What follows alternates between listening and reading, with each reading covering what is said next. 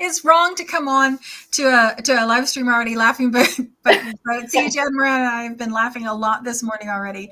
I'm Yeah. sorry we're late. We've had technical difficulties this week too. It's when you push the button and the button doesn't work, it's hard to figure out what happens next. So I'm sorry that Paula Quinn is not able to join us this weekend or for this chat, but we'll catch up with her again and schedule her for a future time. So for today, we have for Dragonblade Authors Unplugged, we have Dragonblade Author Unplugged. We've got Unplugged. Admirand with us today, and I always want to make it Admirand, and I have to stop myself and think that second D in there before I say your name. DDs. Thank you so much for being here today and for being such a good sport and bearing with us through all the back and forth because you were filling in anyway. No problem. It's my pleasure. I really appreciate it. So we had 2 releases this week. We had Sandra Suko's third Heart of the Storm or third Storm Brothers book, which is the Look of the Storm this week. Mm-hmm. And we had Paula Quinn's her second book in her Echoes in Time series, Echoes of Abandon. And before, when we were waiting for Paula to join us, we were talking about the hero from that book. He just sounds like such a tortured, perfect hero. Yeah. And the cover is also oh my gosh, to die for. You look at that and you're like, if I can do that with a cover, I'm like, oh, that's going to be a good book. Like the way he's looking at her is like, yeah, yes. Yeah. So, but we have lots of questions about how she ended up as a pickpocket. So yeah, I do. So I have to read it to find out because the books to find out. How would she? Daughter of a duke, I know, but I love the idea of that tortured hero, and even her name is like it's whimsy, isn't it? It's one of those names that feels really. He feels so heavy in the description, and she feels so light. So light as her fingers, apparently. Pickpocket, Yeah. Yeah. I mean, it's all you think about all that she went through to come up with these characters and everything, and it's really interesting. I wish I could pick her brain. I'll have to pick it another time. Well, we'll do it in the future when we can figure out how to get her on. We'll schedule for another time so that we can talk to Paula and ask her all the questions, although we may know by now because we may have read the book. So this is I'm on deadline, so I might not, but after I'll definitely read it though. So you're on deadline. What are you working on? A novella for the Lion's Den. It's Rescued by the Lion. It's due in December, but it may be done before then. Now that my hero's not arguing with me. Yeah.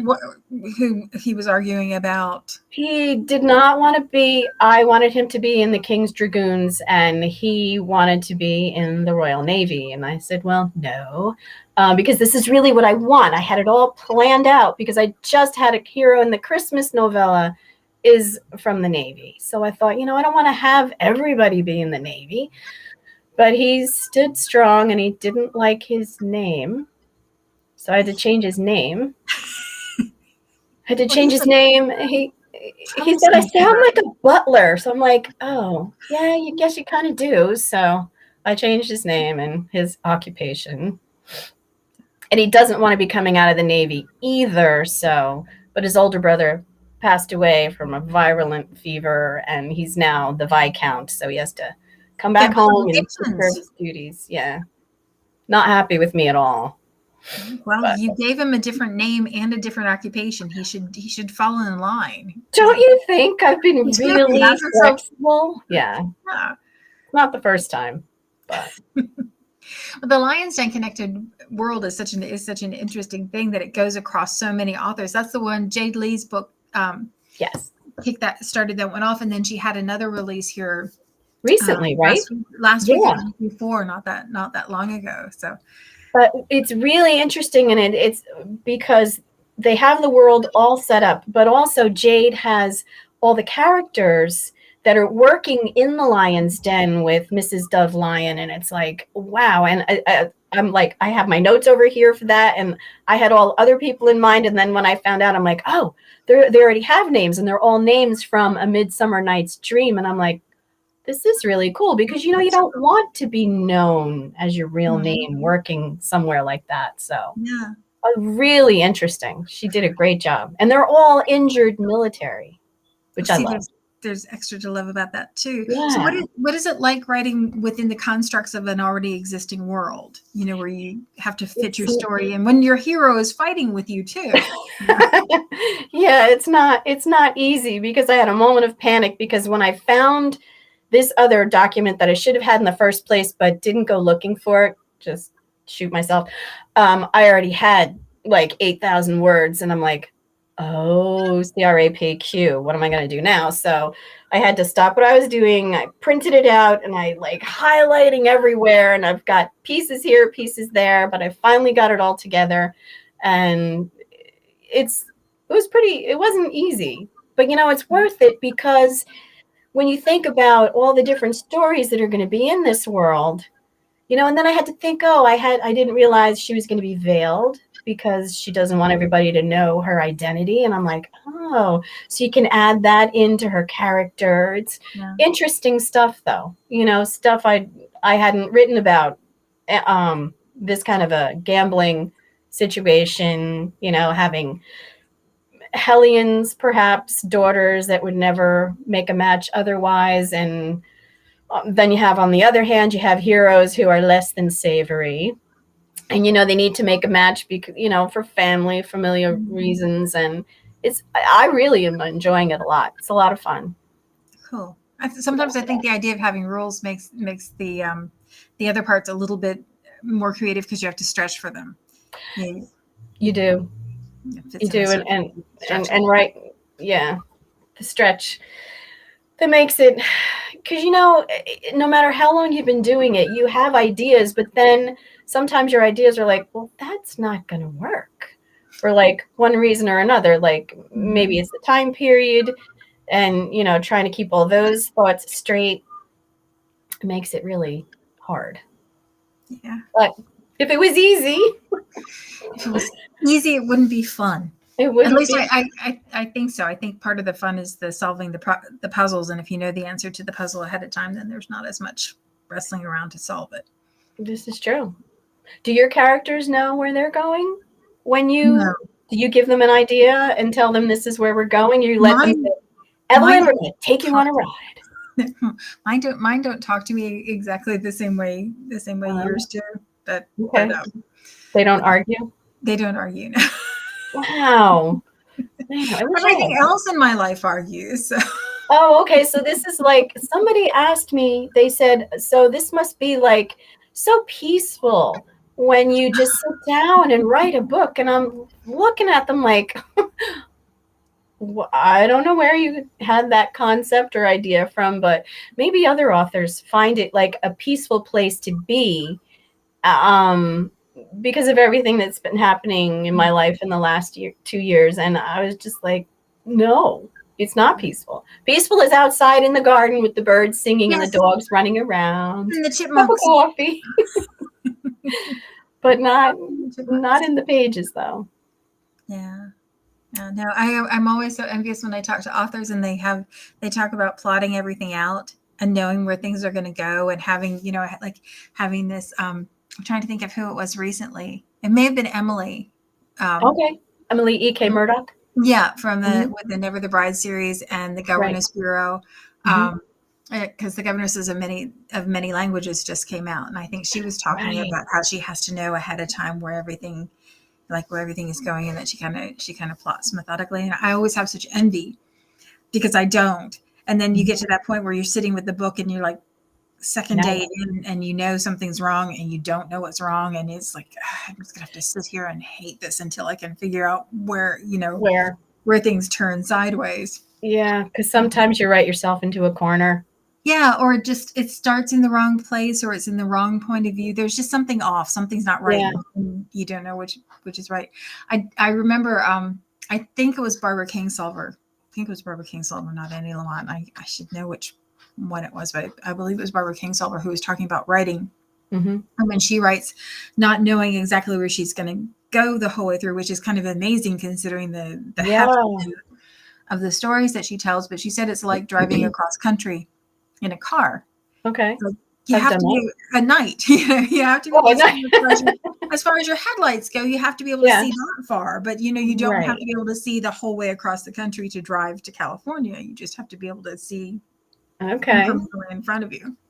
That's I always interesting. thought that was an interesting idea, but I end up somewhere in Kansas or Texas or And then somebody says to you, you gotta Evelyn, turn around and I have a feeling. Oh, either that or it's like on Bugs Bunny when he knows he should have turned left at Albuquerque. He always said that when he popped up out of his little rabbit hole. I should have turned left. But yeah, it's interesting. I do like to write a synopsis, and I've always tried to make everybody follow along with my idea, and it's never ever happened. So yeah, I mean, a synopsis is great, but having it, but then having it just, I don't know. My characters just never want to agree with me. It's like my life. My kids don't. It's just one of those things, part of their charm, I guess. my kiddo called me a couple of weeks ago, and he called me just to tell me that he thought the world was vexing, and I thought, I love that. You're not wrong. You're not wrong. It is very vexing. Large swaths of it are vexing. Yeah. Like, And the older I get, the more I'm like, wow, things don't work the way they did when I was whatever age the person is I'm talking to. I'm like, wow, things are different. But that's why I was going to say that's why historicals are fun to write. Yeah, I can see that. I can see that idea of going back but I think it's so interesting that your characters argue with you about their name. I've never had that happen before, and he was so adamant. I can't remember what the name was. Something like Higginbotham or some kind of. It is a butler's name. What's that? He does sound like a butler. Well, apparently, yeah. So now his name is Captain Colin Broadbank, and he likes that name. And I was like, you just okay, know his coat is going to fit good with a name like that. Broadbank, yeah.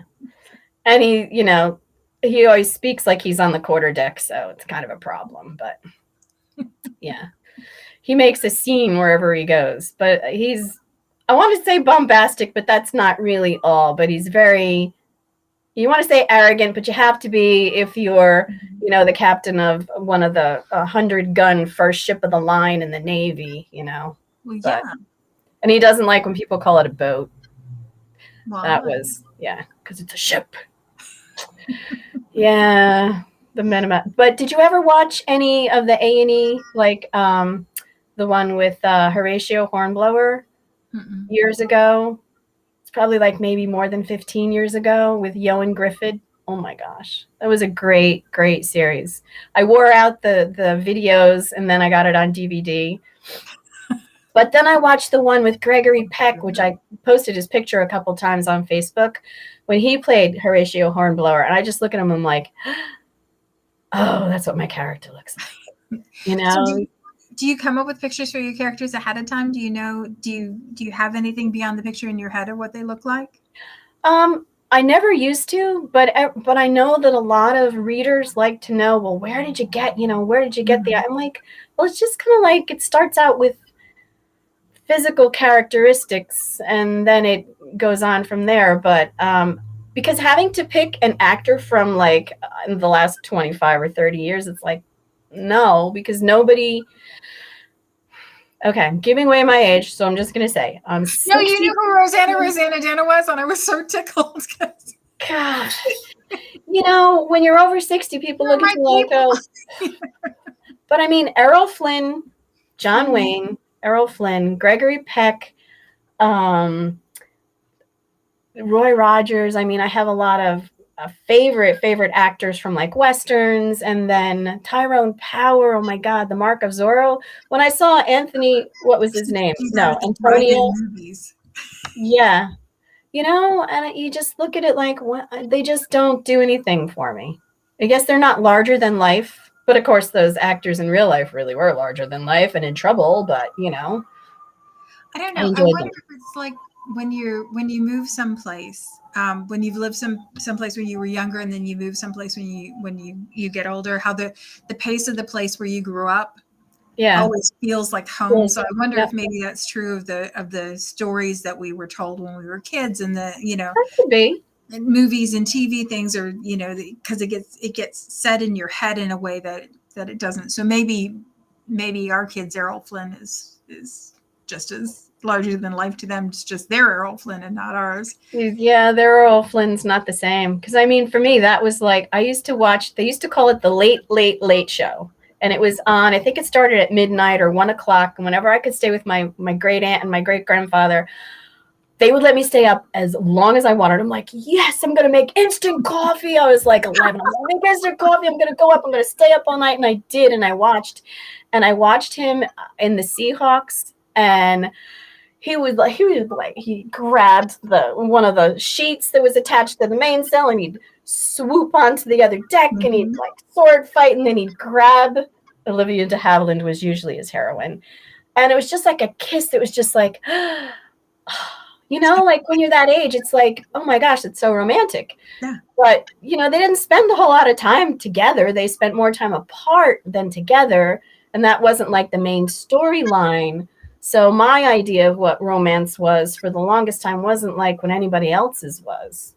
So it's hard to kind of work what you grew up with, and then I had my grandparents and we would watch movies together, and always had to watch The Quiet Man on St. Patty's Day every year. Every year. The last time I did with my grandma was when my grandpa was dying. Oh. So, you always want to have that tradition in there. Yeah. Yeah. I think it's a way that the love stays alive. Yeah. Like you watch it and you're like, we'll have to watch this because, it's, tradition. It's like, It's a Wonderful Life for Christmas. See, that one I was never that crazy about, but I grew up Pennsylvania Dutch in a Moravian church, and we made Fastnacks. Pennsylvania Dutch, my dad's side of the family. Yeah, and so like there's some food things and some things like that are touchstones that you come back to over and over again. So you and I are going to talk at the end of the month. We have another one of those huge weeks where we've got like 5 releases at the end of the month.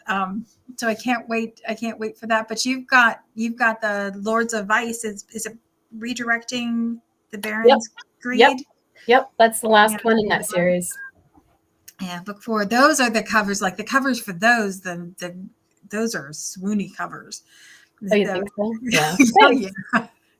Yeah. Well, it's when I go to make ads for the books, and I get to take the covers and turn them into advertising creatives. It's the eyes on those covers are just they're looking right. Yeah, they are. There's something special there. Yeah. So I'm anxious to talk to you about that, and I really appreciate you filling in this week. I appreciate everybody hanging with us and bearing with the technical stuff. Oh my gosh. Because, once we exhausted the 3 or 4 things that we know, that's pretty much everything. Yeah, I'm not so but I appreciate everybody. I appreciate everybody hanging in with us, and I really appreciate you taking the time to talk to us today. No problem. Books that were released this week are Paula Quinn's Echoes of Abandon from the Echoes in Time series, with a hero that is just to die for. So tortured. And Sandra Suko's The Look of a Storm is the Storm Brothers book. So I'll pop the links in the chat if you haven't had a chance to get them. Look for there are always Lion Den books coming out. Lionhearted just came out, and there's another one coming out in just a couple weeks. With the pre-order for The Devilish Lion just went up. Oh, I'll have to check that out. Yeah, that one will be on the pre-order scrolls, in case you're interested in picking that one up. So we've always got new things for you to read. There's always tons and tons of Dragonblade books to keep you entertained and help you escape and help you find little bits of true love. So true love, it's out there. It is. Yep. Thanks so much for being with us this week, and we'll see you next week at the same time. Take care. Bye. Bye.